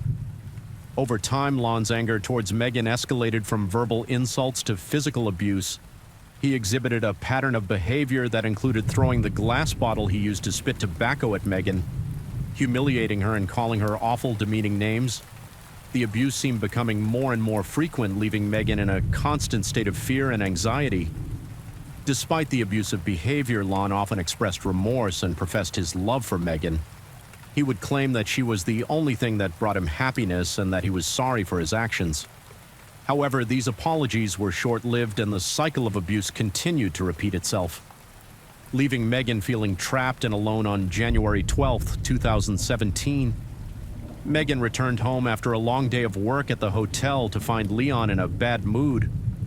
Frustrated by some unknown reason, Leon threw a glass of wine at Megan after enduring years of abuse. Megan had reached her breaking point. She decided to confront Leon and put an end to the toxic relationship. Megan, done with the cycle of abuse, approached Leon and told him that she was leaving him, determined to make her escape. She packed her bag and prepared to leave. However, Leon was not about to let her go without a fight, as Megan started to walk away with her suitcase in tow. Leon stormed into the bedroom and approached her with his hands covering her face. He tried to physically restrain her from leaving. Terrified by Leon's behavior, Megan found herself trapped. She knew the situation was escalating and had to make immediate action to escape in desperation. Megan grabbed her dog and rushed out of the bedroom. Leon pursued her as she ran down the driveway, pulling on the car door to stop her. With determination, Megan closed the door and escaped into the vehicle as Megan tried to drive away. Leon continued to chase her, determined to prevent her from leaving. Frustrated and angry, he threatened to break the window of the car if she didn't open it, terrified for her safety. Megan refused to comply and continued to drive away, putting as much distance between herself and her abuser as possible. The following day, as Megan reported to work at the hotel, it was evident that she had been crying. Her concerned friends and co-workers noticed the change in her demeanor and approached her seeking answers. When prodded, she broke down into tears and spoke about the abuse she had been experiencing at Leon's hands. Megan's friends and co-workers were shocked to hear the truth about her situation. Throughout the day, Leon kept contacting Megan through various means, sending her erratic messages. In some of the messages, he would profess his love and express his remorse, indicating his desire to propose. However, Leon would abruptly declare that he was done with her and others. As the day progressed, Megan grew tired of Leon's constant badgering and requested that he leave her alone. However, to her dismay, she discovered that he had drained their bank account. Upon returning home to their shattered apartment, Megan was horrified to discover all her furniture was gone. Fortunately, she had managed to reach home before Leon had the chance to dispose of her clothes and personal possessions. Megan quickly headed to the police station to file a report against Leon, accusing him of assault. She also applied for a protective order, but the process took some time. Several days later, as Megan was leaving her apartment for work, she glanced in her rearview mirror and saw Leon behind her. Panic-stricken, she sped through the city, trying to lose him. However, Leon was determined to keep following her. He cut Megan off, forcing her to stop. Abruptly, Leon got out of his car, and as he approached Megan, telling her she was making a mistake for leaving him, she swerved her car and managed to escape. Leon's actions were so disruptive that the hotel she worked at banned him from the property. However, Leon's determination to pursue Megan led him to outside the building, causing unease among her colleagues and friends. One of Megan's friends took it upon themselves to confront Leon, chasing him across the street and yelling at him to leave Megan alone. The harassment continued, and Lyon's persistence ultimately led to his arrest for assault. However, he was out of jail the very next day. Despite legal consequences, Leon's behavior did not deter him. Megan was forced to appear in court 2 weeks after his arrest with Leon. During this court appearance, the judge granted Megan an order of protection against Lon Valerie McDaniel. A successful veterinarian in Houston was sitting in the gallery observing Lyon's court appearance. After 19 years of marriage, she was divorced from her husband, Mac Megan, and Valerie had always been friendly with one another, but their bond deepened when Valerie was going through a difficult time in her divorce from Mac over bottles of wine and martinis. Valerie confided in Megan, and the two formed a strong connection. After Megan found out Valerie was on Lyon's side in the court, she was completely stunned. What shocked Megan even further was the discovery that Valerie had played a role in posting Lon's bail, according to the bail bondsman. Leon had asked for his assistance in securing another client named Zach. He informed the Bailey bondsman that he had given Zach a significant amount of money to handle a problem. Lon's exact words were, "She's got to be out of the picture. I can't have her come to court and testify against me." The bail bondsman found Leon's words to be scary, as they raised suspicions about the possibility of Leon hiring someone named Zach to murder a witness in a case against Lyon. Given his close friendship with the local city council person and the Houston police chief, he decided to reach out to them and share his concerns. By the end of February 2017, Megan finally felt a sense of safety, having left Lyon behind and obtained a protective order. However, this was short-lived, as she was contacted by a detective who informed her about a credible threat to her life. Unsure of what to make of this information, Megan met with the detectives the following day wearing a wig, hat, and sunglasses. As a precaution, the detectives informed her about the tip they had received, informing her that they needed to surround her with police until the threat against her was taken care of. They advised her to go to Pittsburgh for safety. Megan packed a bag and left Texas right away. The detectives with the Harris County District Attorney's Special Crimes Bureau were tasked with the investigation of Leon Jacob and the alleged murder for hire plot. As they delved deeper into the case, they discovered a surprising fact about Leon. He was a doctor. This revelation surprised the detectives, as professionals, such as doctors, are not usually seen involved in criminal activities. While searching for the person Leon had mentioned working alongside him, the detectives were able to uncover Zach's identity. However, what they found was that Zach was Taz Aza, or Taz for short, after interviewing Taz. The detectives discovered he was not a hitman, but knew Leon. Taz admitted Leon had approached him with a request to eliminate his ex-girlfriend Megan. However, T clarified that he had never intended to harm Megan and merely sought the financial gain that came with the job. Taz divulged to the detectives that Leon had been in frequent contact with him.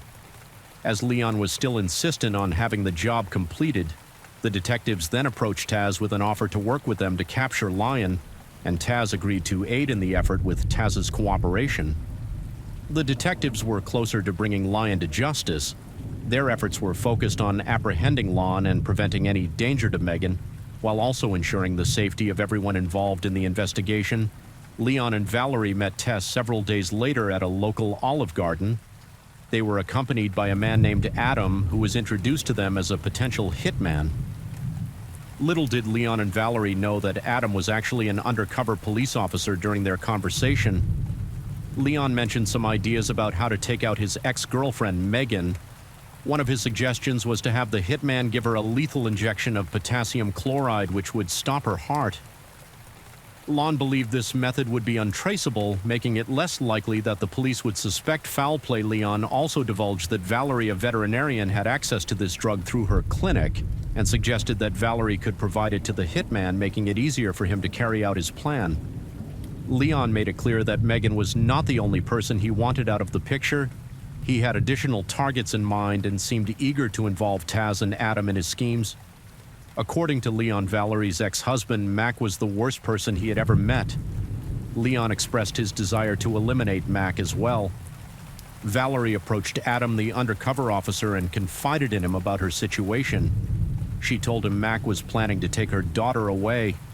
Detectives working on the case have approached Megan and Mac and asked them to participate in a fake abduction and murder.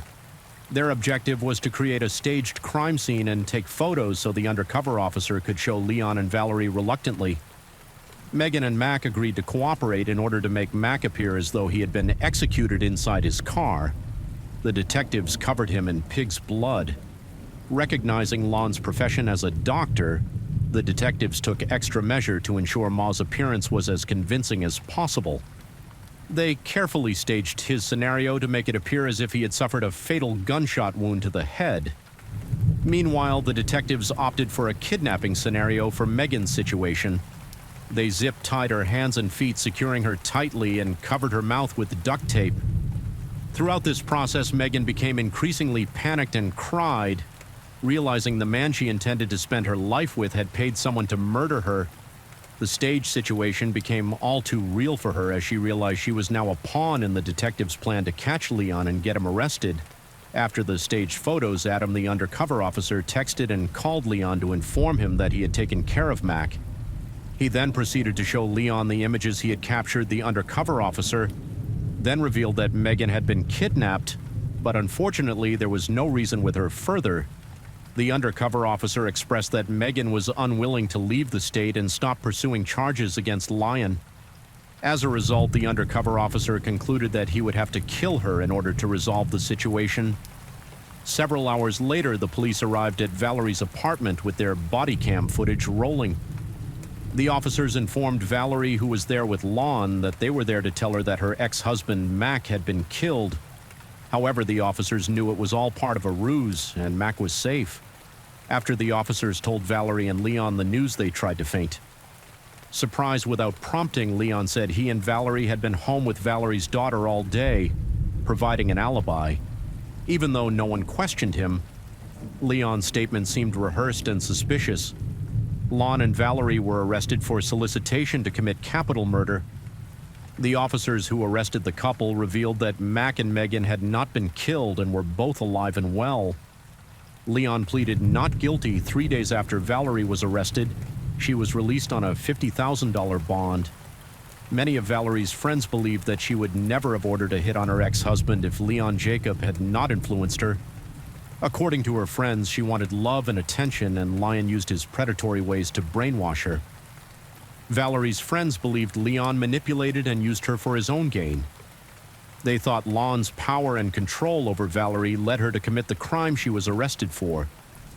Valerie's friends described her as a loving and caring person who was always willing to help others. Her loved ones expressed shock at the idea that she would do anything to harm her ex-husband or his loved ones. They said that Valerie's desire for love and attention blinded her to the consequences of her actions. According to Valerie's friends, Leon was a controlling and manipulative individual. Valerie's friends said he often used his charm and charisma to get what he wanted, including manipulating those around him. They believed that Lyon was controlling Valerie's emotions and actions to ensure he got what he wanted. 2 weeks after Valerie's release on bail, she took her life by jumping off the balcony of her 7th-floor apartment. She was due to appear in court the following day before Valerie took her life. She recorded a video on her iPad telling her side of the story regarding the murder-for-hire plot that led to her arrest in the recordings. Valerie asserted that the police entrapped her and that she had never intended to harm Mac, her ex-boyfriend and the father of her daughter, as the news of Valerie's death spread. Her loved ones were shocked when Leon, her incarcerated lover, learned about her death. His attorney stated that he was devastated. Lon viewed Valerie as a wife and had asked the judge to allow him to attend her funeral. However, his request was denied. In 2018, Leon Jacob went on trial for solicitation to commit capital murder. The defense argued that Leon did not mean to hire a hitman to murder Megan, but rather hired a private investigator to help the couple reunite.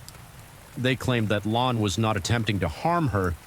However, the prosecution refuted Leon's claims and presented recordings to the jury where he suggested killing Megan with an injection of potassium chloride. Additionally, graphic staged crime scene photos depicting Megan and Mac as would-be victims were shown in court. Ultimately, Lyon was found guilty of 2 counts of solicitation to commit capital murder. He was sentenced to life in prison in order to pay a fine of $110,000. Story 5, Toni Barlett was the only girl born in the middle of 2 brothers. Growing up as the only girl, Toni was a tomboy, but also the perfect Southern belle. Her upbringing as the only girl in a household of boys made her independent and assertive. She could hold her own in male-dominated environments, but also exuded femininity and charm. After graduating high school, Toni pursued higher education, enrolling in college and medical school. She was a dedicated student who excelled in her studies. Toni's hard work paid off as graduated top of her class throughout her life. Toni focused on her career goals as an apologist. She became a successful and respected field doctor known for her expertise and compassion. Despite her professional achievements, Toni still yearned for love and companionship. Toni married at a young age but found that their relationship lacked chemistry and compatibility. The divorce was a difficult adjustment for Toni as she struggled with disappointment and loneliness. Using it as a distraction from the pain she felt over time, Toni realized it was time to give love another chance at 30. She decided to dip her toes back into the dating pool. However, her previous experience had left her guarded and cautious. Despite her initial resistance, Toni eventually found herself opening up to the possibility of love. She allowed herself to meet new people and explore potential relationships. However, it was still not easy for her to let go of the past and embrace the idea of finding true love. Like many others, Toni believed that online dating held the key to finding her soulmate with a strong belief in the importance of faith in her life. Toni decided to embark on a quest to find a partner who shared her beliefs. As a result, she turned to a Christian dating site throughout her online dating journey. Toni went on several dates with men who captured her interest. However, she found herself struggling to find that special someone who truly connected with her on a deeper level. Despite the potential connections, Toni remained hopeful that one day she would meet the love of her life when all hope seemed lost. Toni encountered Harold Henthorne, a charming and handsome man who piqued her interest. Harold's dating profile painted a picture of a confident and successful man living in Colorado. According to his profile, he worked as a consultant at a nonprofit organization. What attracted Tony to Harold the most was his genuine and heartfelt desire to find a second chance at love. He disclosed to Tony that he was a widower, having lost his first wife Lynn in a car accident. Harold shared with Tony that he had waited for a significant amount of time to find his happily ever after. As their online conversations continued, Harold decided to travel to Jackson, Mississippi to meet Tony in person. Upon being introduced to Tony's friends, Harold effortlessly won them over with his charismatic personality and genuine warmth. Tony's loved ones quickly realized Harold was the perfect match for their beloved friend. They noticed his outgoing nature and energy complemented Tony's reserved and quiet demeanor. From the moment she met Harold, she knew she had found her soulmate. Their relationship moved quickly, and by Valentine's Day 2000, Harold proposed to Tony with a stunning ring. Of course, Tony said yes, thrilled to have the opportunity to embark on the next chapter of her life with her Prince Charming. Less than a year after they first met on September 30th, 2000, Tony and Harold exchanged vows in a grand church wedding in Jackson, Mississippi. Following the wedding, Tony and Harold relocated to Colorado, where Harold lived. Tony quickly established herself as an esteemed ophthalmologist, treating her patients like family. She had remarkable bedside manner, ensuring every patient felt heard, understood, and cared for her. Compassion and dedication to her craft made her an exceptional doctor. Tony's life revolved around her career as a doctor and her relationship with Harold. Together, they built a beautiful home and supported each other as time passed. Tony and Harold had a daughter, Haley, who was the light of their lives. Years passed, and Tony Henthorne and her husband Harold built a beautiful life together. Just 2 weeks before Tony and Harold's anniversary, Harold reached out to the office manager at her ophthalmology practice.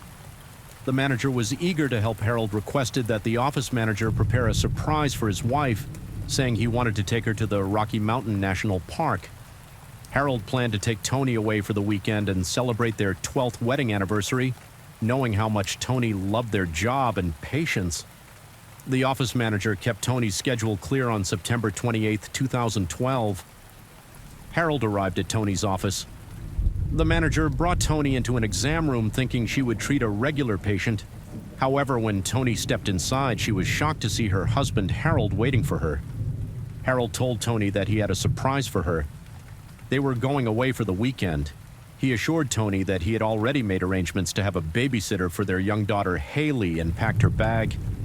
Tony, always trusting and unsuspecting, happily agreed to the unexpected trip. As the couple embarked on their journey, Harold informed Tony that they would spend the first night at the Stanley Hotel in Estes Park, Colorado, the inspiration for Stephen King's novel The Shining. Upon arrival at the Stanley, Harold and Tony had an early dinner and retired to their room. Harold had meticulously mapped out trails in the park for them to explore the following day. On September 29, 2012, the couple decided to embark on a trek through the picturesque Rocky Mountain National Park. The day started peacefully as Tony and Harold set out on their hike. They were excited about the breathtaking views and the prospect of a beautiful day in nature. America's national parks are known for their breathtaking landscapes and an inspiring beauty. However, as beautiful as these parks may be, they also hold a hidden danger, according to a study conducted by Backpacker magazine. A staggering 243 people die in national parks each year. This statistic highlights the inherent risks that come with exploring the wilderness in Rocky Mountains National Park, where the Henthorns were planning their hike. The leading cause of death was falling. As the hours passed, the couple ventured deep into the rocky terrain. A bit before 7:00 p.m., Harold made a shocking call to 911. In a panicked voice, he explained to the dispatchers that Tony had fallen off the edge of a cliff and was in critical condition. The dispatcher immediately dispatched a park ranger, a trained EMT, to the scene. However, due to the treacherous terrain, the ranger needed to walk to the spot where Harold was. Harold waited on the phone with the dispatcher, his voice filled with urgency. He begged the dispatcher to send a helicopter to rescue his wife due to the high altitude and terrain. The dispatcher explained that a helicopter could not reach where he was. The dispatcher tried to reassure Harold that help was on the way, but Harold's desperation and fear were palpable. After a while, Harold hung up the phone on the dispatcher. He said he feared that his cell phone battery would die, leaving him without a way to connect to the emergency services. As the ranger ventured through the park, the sun began to set, casting an eerie glow over the landscape in order to make it easier for the ranger to locate him. Harold decided to start a fire approximately an hour. After the initial call, Harold contacted the emergency services again. This time, the dispatcher attempted to guide Harold through CPR, hoping to save Tony's life. However, Harold insisted on hanging up with the dispatcher, stating that he needed to hang up the line in order to keep it free, as the ranger continued his search. The dispatcher called once more and requested Harold use his whistle so the ranger could find him. Harold blew the whistle, signaling to the ranger that he was nearby. Unfortunately, it was too late.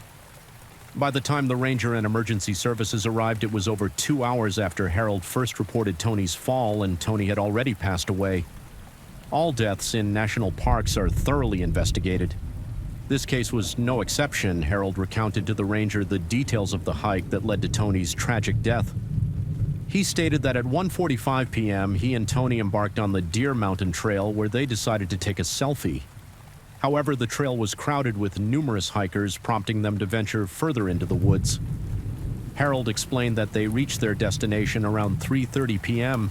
and had lunch on the mountain. During this time, he captured a photo of Tony. However, the ridge where they had stopped for lunch was too noisy for the couple to enjoy a peaceful meal. As a result, they decided to continue down the mountain in search of a secluded spot. Harold mentioned that Tony had spotted wild turkeys and wanted to get closer for a photo opportunity. Unfortunately, she fell 128 feet down the mountain while trying to capture the birds.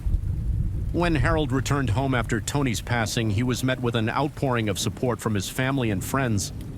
His daughter Haley, who was deeply affected by her mother's loss, also received a lot of love and care from everyone around her. However, amidst this outpouring of sympathy, there were whispers and rumors surrounding Tony's sudden death. Tony's friends found it peculiar that she died only 1 year after she almost lost her life in another incident while Tony was cleaning underneath her deck 1 year earlier. Harold accidentally hit a loose beam, causing it to crash onto Tony's head. She was rushed to the hospital, but fortunately she survived the injury. However, she was left with bruises and injuries that took some time to heal. In light of these circumstances, Tony's friends couldn't help but wonder if foul play was involved. They couldn't help but question if the accident a year earlier was accidental or if there was more to the story. Suspicions heightened when, on the day of the funeral service, Harold seemed more interested in watching a football game rather than mourning the loss of his wife. With their loved ones, the FBI became actively involved in the investigation into Tony's death agents. With the FBI conducted interviews with the ranger who first arrived at the scene on the day Tony died. According to the ranger, there was no indication that Harold had attempted to perform CPR on his wife. Further investigation by the FBI uncovered additional evidence suggesting that Harold may have been involved in Tony's death. The investigators discovered that before Tony died, Harold's cell phone pinged in the area where she fell. 9 times, these pings raised suspicion that the phone calls may have been part of a scouting mission to locate the ideal location to kill his wife.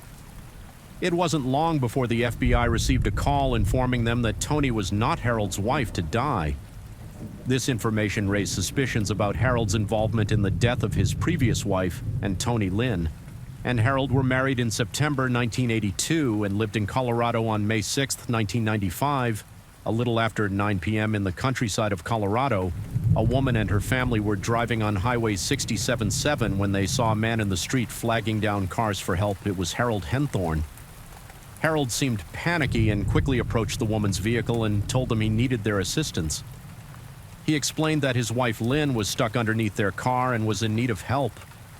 Harold claimed that while he and his wife were fixing a flat tire, a jack gave way. Trapping Lynn beneath the car, the woman and her family sprang into action, working together to lift the car off Lynn. As they did so, they noticed that her lips were blue and she was not breathing. It was a chilling sight, made worse by the chilly weather. Lynn, who was only wearing a tank top and jeans, was exposed to the elements and in desperate need of warmth.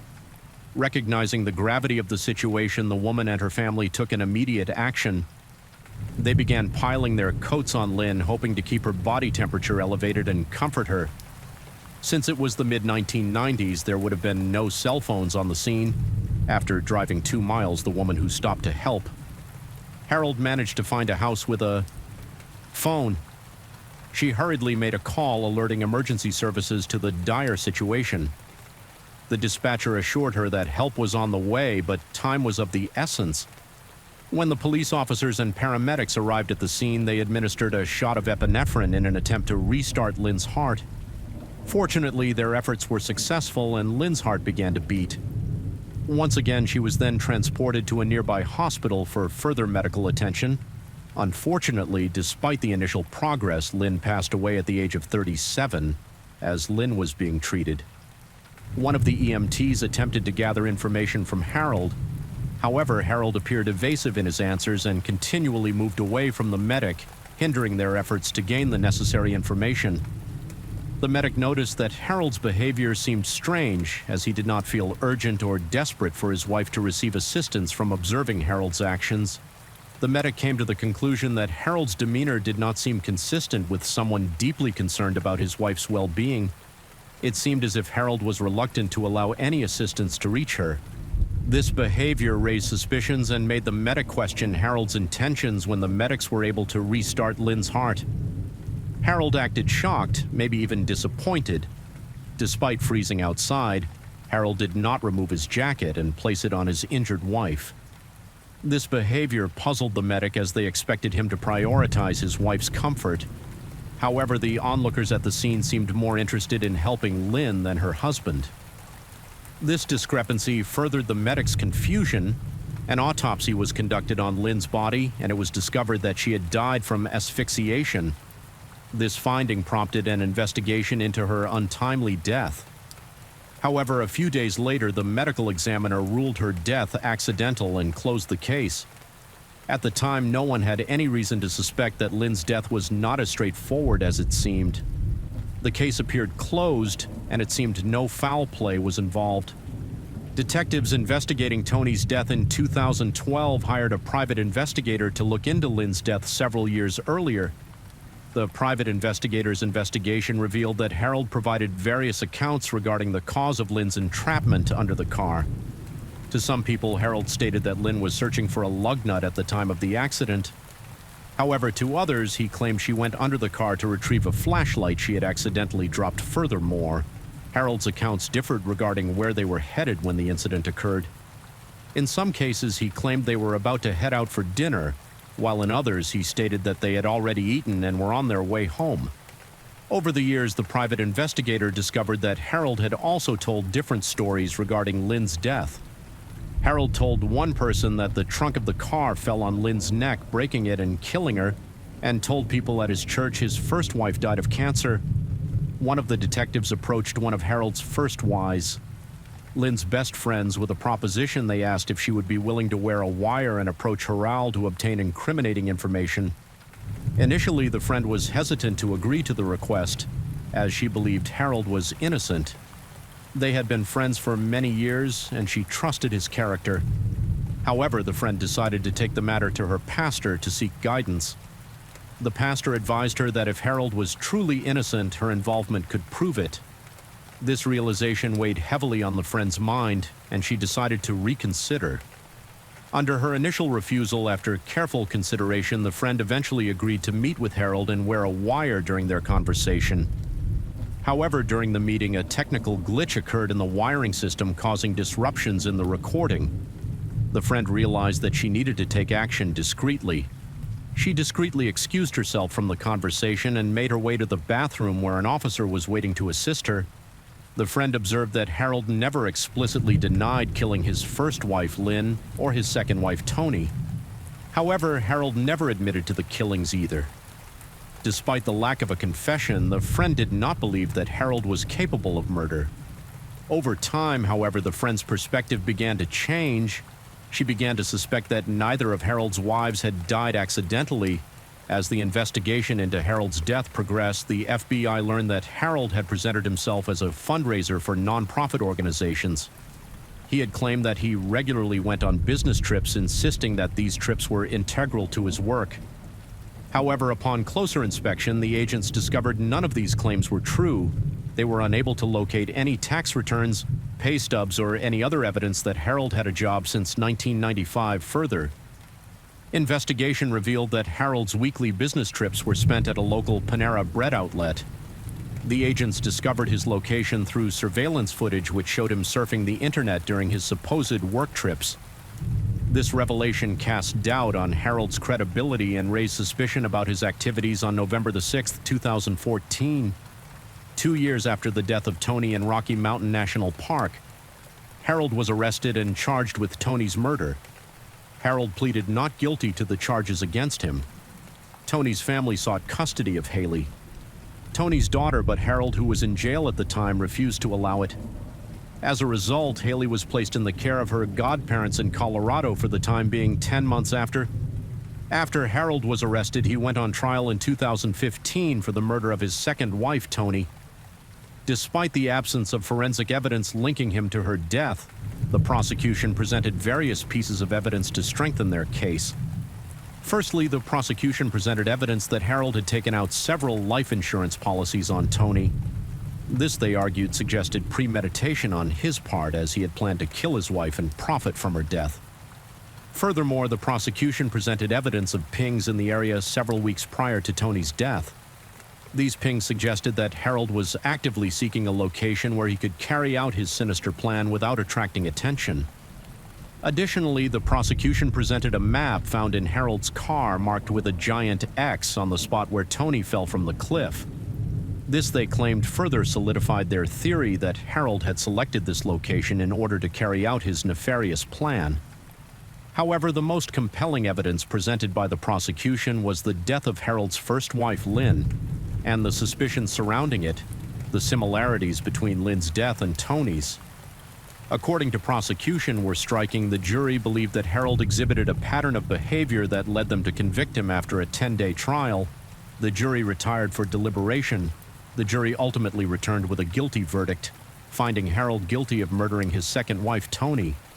They found that there was a pattern of similarities between the deaths of Lynn and Tony, which led them to believe that Harold was responsible. As a result, Harold was sentenced to life in prison, where he will reside for the rest of his natural life. Although Harold was never formally charged with the murder of his first wife, Lynn, it is widely accepted that he is also responsible for her death in December 2015. Tony's oldest brother was granted custody of her and Harold's daughter, Haley. In 2023, Harold Henthorne appealed his conviction, but it was ultimately dismissed. Additionally, he filed a motion for post-conviction relief alleging ineffective assistance by his defense attorney. Harold contended that his attorney's performance during the trial failed to meet constitutional standards. He argued that his defense attorney did not prepare an adequate defense for him. However, Harold's request for relief was also denied. Despite his claim of inadequate representation, the court determined that his defense attorney had provided an adequate defense meeting. The constitutional standards required for a fair trial. Harold's story is a stark reminder of the dangers posed by people whom society label as charming, or grooming his ability to charm and deceive those around him highlights the importance of being vigilant and suspicious.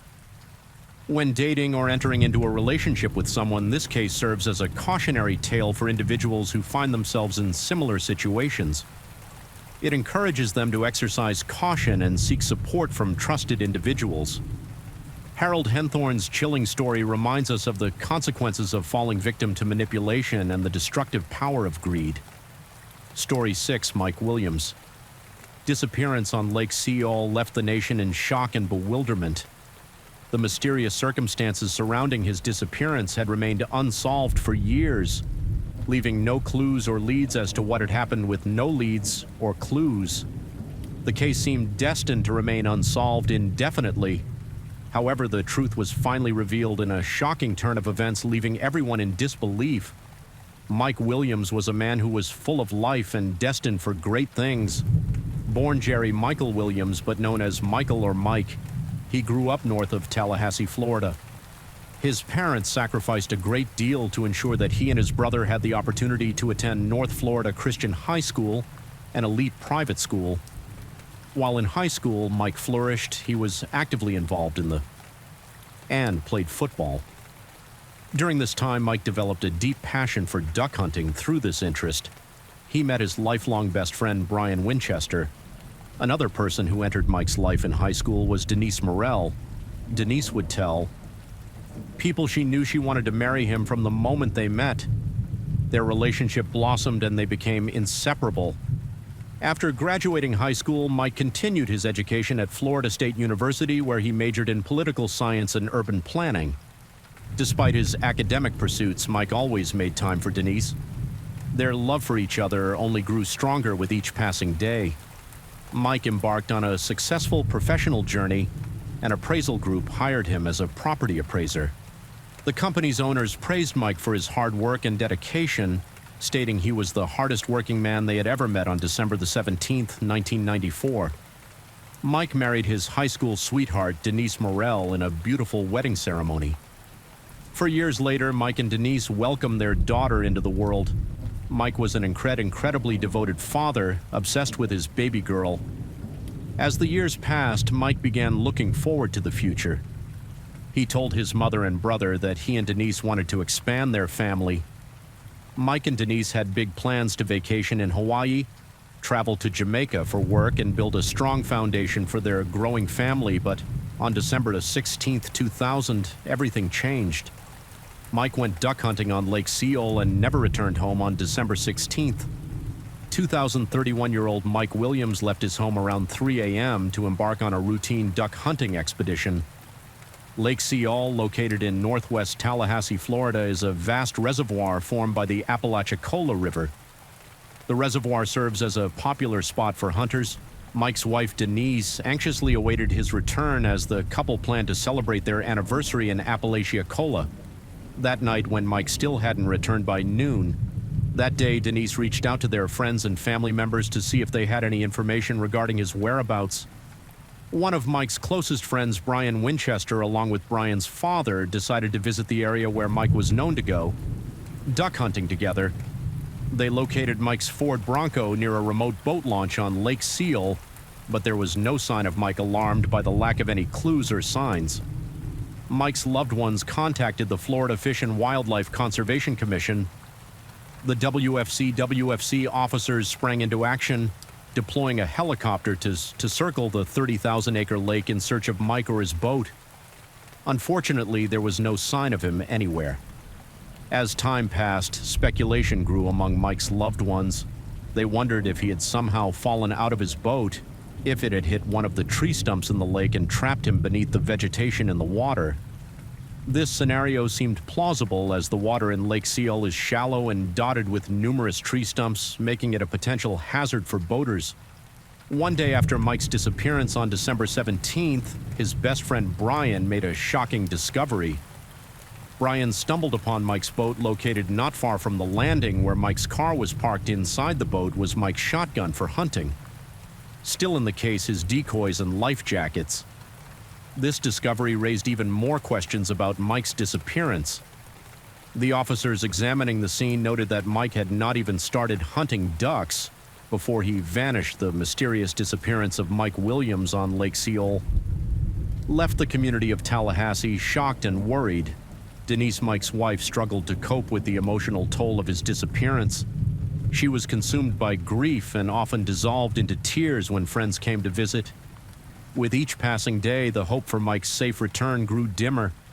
The holidays approached, and on Christmas Eve, Mike's mother paid a visit to the lake. A flicker of hope ignited as she stood at the boat launch where Brian had found Mike's car. She felt Mike was not lost in the lake, but perhaps still alive. However, FWC officers remained steadfast in their belief that Mike had drowned.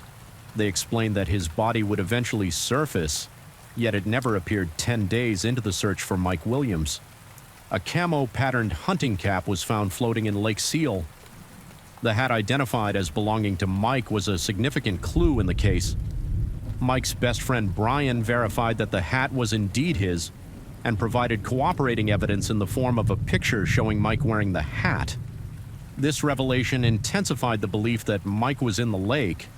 However, the discovery of a hunting cap floating in the water brought another disturbing element to the investigation. Despite its beauty, Lake Seol was teeming with hundreds of alligators. This newfound knowledge raised the question of whether a gator might have pulled Mike into the water and concealed his body beneath a log. While this theory was intriguing, not everyone subscribed to it. Mike's mother, for example, expressed her skepticism. She deeply feared alligators, having witnessed her son's passion for duck hunting. However, Mike had always assured her that he only hunted during cold weather when the alligators were dormant. Despite her apprehension, Mike's mother clung to the belief that her son was still alive. She believed he would have managed to escape if he had encountered an alligator. Her unwavering faith provided her with strength and hope. The ongoing search for Mike continued, with investigators and loved ones hoping for some sign of his whereabouts. As the investigation continued, one question remained in everyone's mind: what happened to Mike Williams? As the months passed, the search gradually subsided, but in June 2001, an angler stumbled upon a pair of waders floating in the lake. This discovery rekindled interest in the investigation and prompted a renewed search for Mike. Divers were called to investigate and search the bottom of the lake. They eventually recovered a lightweight hunting coat and a flashlight, items that belonged to Mike. However, something peculiar about these discoveries was that the wader jacket and flashlights showed no signs of having been in the water for an extended period. Additionally, no DNA was recovered from any of the three items, indicating that Mike might not have been wearing them at the time of his disappearance. Despite the lack of evidence, a judge in Tallahassee ruled that Mike was indeed deceased and signed a death certificate listing the cause of death as drowning. Mike's mother, who was left devastated by the loss of her son, had numerous questions regarding her son's belongings that were found in the lake. She felt that someone may have planted these belongings in order to lead them away from the truth about what happened to Mike. However, with Mike declared deceased, the court allowed his wife Denise to move forward with claims on Mike's life insurance policies.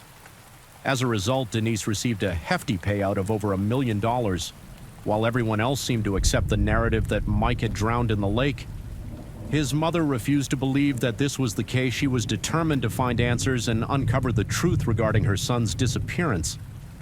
Mike's mother took proactive measures in her search, including posting missing persons flyers of Mike all over Tallahassee, paying for billboards to advertise his disappearance, and carrying around a picket sign with the message, "My son is missing, please help me find him." Despite her efforts, Mike's mother encountered resistance from various authorities. She wrote letters to local and state officials, but they claimed that alligators had deed Mike's body after he drowned. However, Mike's mother remained steadfast in her belief that there was more to Mike's disappearance than met the eye. Finally, in February 2004, the Florida Department of Law Enforcement, FDLE, opened a case file on Mike's disappearance and assigned a team of detectives to investigate the case. The detectives began by revisiting the initial search efforts and conducting interviews with everyone involved in the initial search. During the investigation, one significant discovery made by the FDLE detectives was the existence of multiple life insurance policies on Mike's life. His best friend and insurance agent, Brian Winchester, drafted one of these policies only weeks before Mike went missing. Furthermore, the detectives noticed that Mike's best friend, Brian, married Mike's wife, Denise, in September 2004. This development added another layer of suspicion to the case. Many people found this occurrence odd, and rumors began to surface that Denise and Brian could have been involved in Mike's disappearance. Although the detectives were suspicious of Denise and Brian, they were unable to find sufficient evidence to bring charges against them. Despite the lack of viable leads generated by the Florida Department of Law Enforcement, his mother remained steadfast in her advocacy for her son. Her tireless efforts ultimately led to the popular true crime television series Disappeared, dedicating a segment to Mike's case. In late 2011, starting in 2012, Mike's mother began writing one letter a day to then Governor of Florida, Rick Scott, pleading with him to have an agency other than the FDLE investigate Mike's disappearance or appoint a special prosecutor. A special prosecutor is an individual or entity appointed to investigate and prosecute a specific case or cases, usually when a conflict of interest arises within the regular prosecutor's office. Mike's mother later detailed her concerns regarding the FD's handling of the case and highlighted the need for fresh eyes to uncover the truth. Despite sending nearly 200 letters, Mike's mother never received a response from the office. She later discovered that all the letters she had sent had been forwarded to the FDLE headquarters, where they remained unopened. This discovery enraged Mike's mother, as she felt that no one was taking her concerns seriously or showing any interest in finding her son. In 2011, another lead emerged in the search for Mike Williams. A self-proclaimed psychic and certified forensic psychological profiler reviewed the case and identified a potential location of Mike's body. She gave investigators the coordinates of another boat launch in Wakulla County. Cadav dogs sniffed the area, but no evidence was found. Despite the lack of evidence, the psychic believed they were moving in the right direction.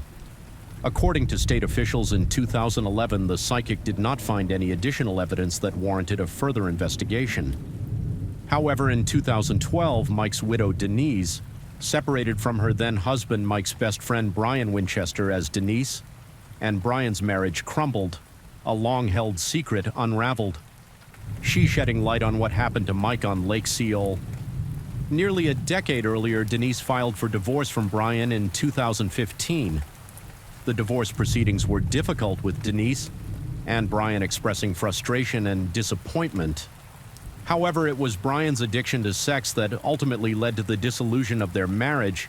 She said she could no longer tolerate the constant infidelity and sought a divorce to put an end to the turmoil in August 2016. A full year after filing for divorce, Brian took matters into his own hands. Denise was unaware that Brian had followed her as she drove to work at Florida State University. While on the phone with her sister, Denise caught sight of Brian climbing over the back seat of her car. Panic ensued as she realized she was being kidnapped without hesitation. Brian took Denise's phone and ordered her to drive. Denise initially hesitated, not wanting to comply with his demands. However, when Brian brandished a firearm, she quickly realized that she had little option but to drive. Denise complied with the instructions, hoping that the situation would resolve itself. According to Denise, Brian justified his actions by stating he had no choice. He explained that she had ignored his calls and text messages, forcing him to resort to drastic measures as they continued their journey. Brian directed Denise to drive somewhere else. However, instead of following his usual demands, Denise decided to take matters into her own hands. She pulled into a pharmacy parking lot, knowing it was safe and public. Inside the parking lot, Denise and Brian engaged in a tense conversation. Brian expressed his hopelessness and despair, stating he had nothing to live for. If he divorced, he assured Denise that he didn't want to hurt her in any way.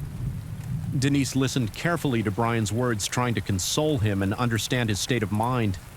She assured him that she cared about him and wanted to help him in any way she could. As the conversation continued and Brian calmed down, Denise agreed to drive to where he had left his truck at a nearby park. Upon leaving Denise's car, Brian took a tan sheet, a plastic covering, a spray bleach bottle, and various tools from Denise's vehicle. Despite Brian's claim that he did not intend to harm Denise, Denise felt that he had a different plan in mind for her, although Denise promised Brian she would not go to the police. As soon as he was no longer in her sight, she immediately drove to the sheriff's department. Brian was subsequently arrested and charged with kidnapping, armed burglary, and domestic assault. Denise requested a protective order, informing the court that she had feared for her life and her daughters. As a result, Brian was ordered to be held without bond on December 19th. 2017, Brian was sentenced to 20 years in prison and 15 years of probation. Mike Williams' disappearance was a topic that was not addressed during the Brian Winchester hearing in 2017. However, behind the scenes, there were numerous wheels turning, as Brian Winchester had made a deal with the detectives. 2 months earlier, he agreed to provide information regarding what happened to Mike Williams on December 2000 on Lake Seol. In exchange for immunity from prosecution on charges related to Mike's disappearance, in a recorded interview, Brian told the detectives that he had started an extramarital affair with Denise on October 13, 1997, behind both his and his wife's back. According to Brian, Denise made their intentions clear from the beginning, stating that she would never divorce Mike. The detectives learned that maintaining appearance was of utmost importance for Denise. and a divorce would be a significant blemish on her stellar reputation. However, even though Denise wanted to be with Brian, she refused to leave her marriage with Mike. Legally, as a result, Brian stated that Denise began discussing the idea of killing Mike and making it appear as an accident. This plan would allow her to continue her relationship with Brian while maintaining her public image.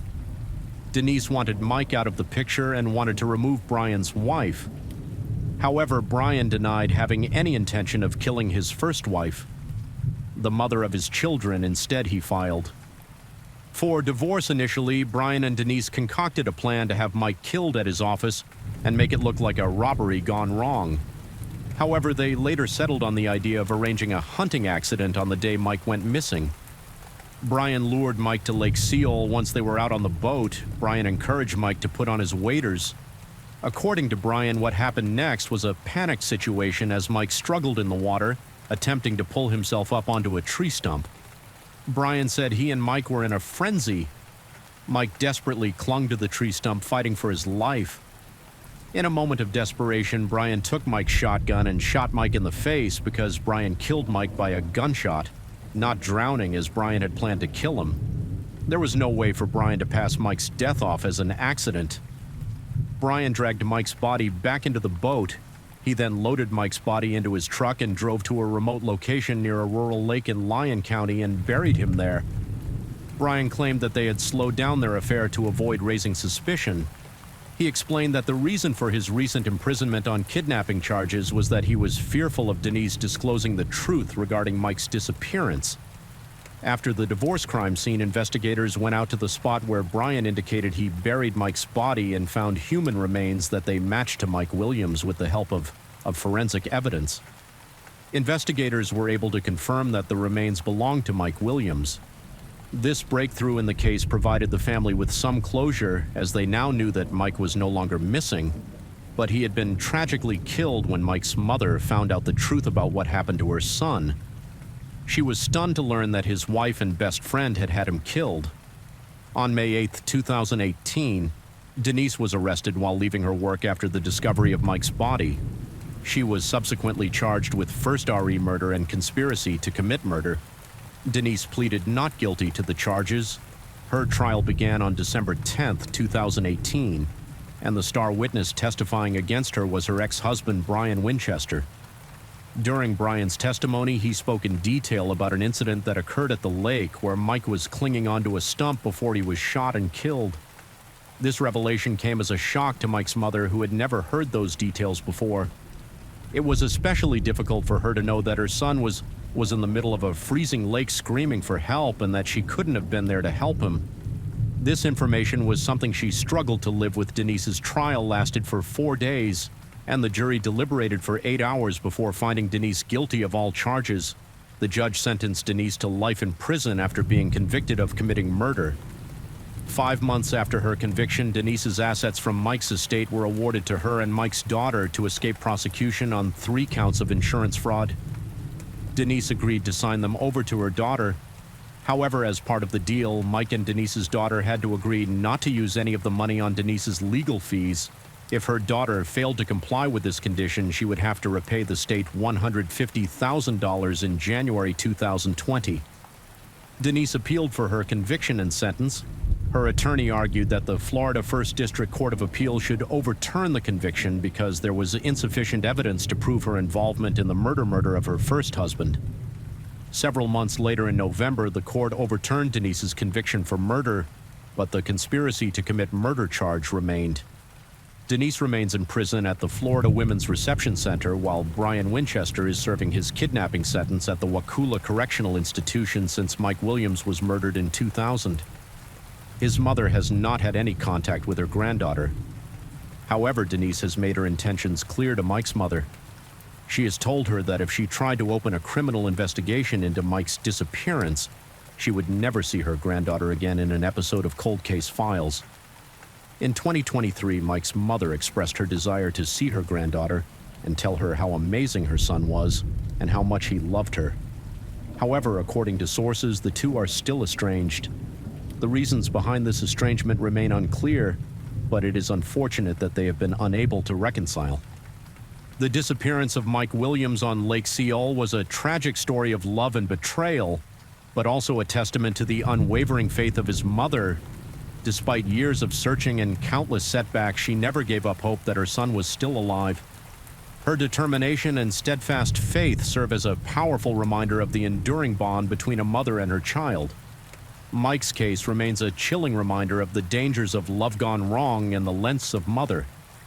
We'll go to keep the hope of finding her child alive as the rain gently falls and the night grows deeper.